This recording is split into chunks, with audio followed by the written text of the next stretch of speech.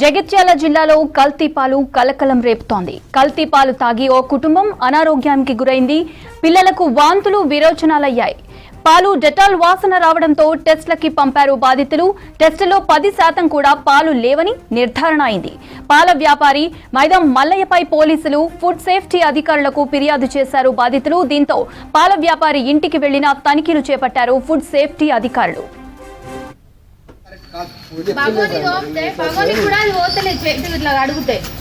ఇవన్నీ నీ బండికున్నాయి కదా, ఇవన్నీ నీతోనే చెక్ చేపిద్దాం. నిన్నే తోలుకపోయి చేతులు చూడండి. పాలైతే చిక్కటి పాలైనా కూడా ఇట్లుంటాయి.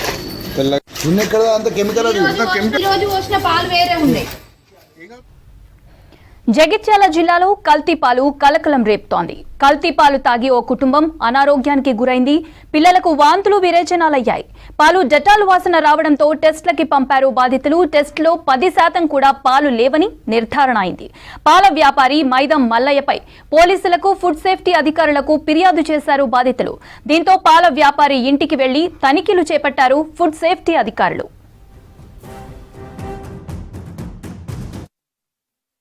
వన్ అండ్ హాఫ్ ఇయర్ నుండి తన దగ్గర పాలు తీసుకున్నాడు.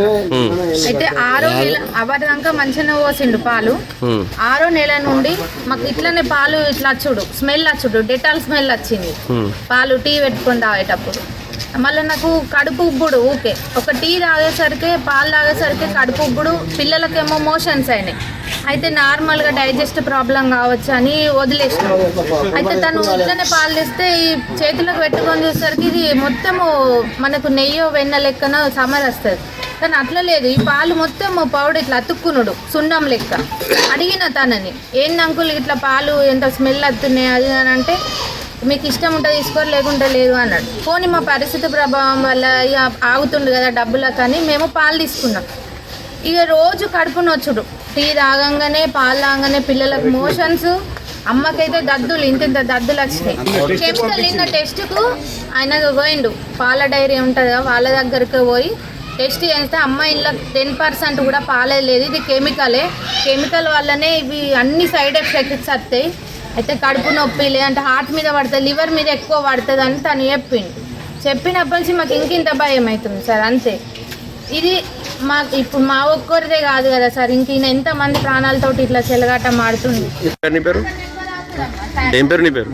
మళ్ళీ ఎక్కడ మీది? ఏం కలుపుతుంది దీంట్లో? పాలు అట్లా రెడీ అవుతున్నాయి. ఏం లేదు సార్, అది సోడా వేసినావు. ఇంకా ఏం లేదు. సోడా దేనికోసం వేసినావు? పలగకుండా. ఎంత వేస్తావు? ఏ సోడా వేస్తావు? తినే సోడా వేస్తావు. ఇంకేం వేస్తావు? ఏం లేదు సార్. పాలేనా లేకపోతే ఇంకేమైనా ఉండదా? ఎందుకంటే టెస్ట్ చేపిస్తా అంటారు కదా వాళ్ళు. పాలే. పాలు అంటే ఎట్లా రెడీ చేస్తున్నావు, ఎట్లా తయారు చేస్తున్నావు? అది ఏం తయారు లేదు, కొన్ని కోసుకొస్తాను, ఇక కొంచెం సోడా వేసుకొస్తాం. ఎన్ని బర్రెలు ఉన్నాయి?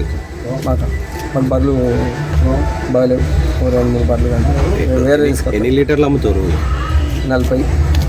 రెండు బర్రెలకు 40 లీటర్ల పాలు. అంటే మంది తీసుకొస్తాం, ఇంకా వేరే తీసుకొస్తాం.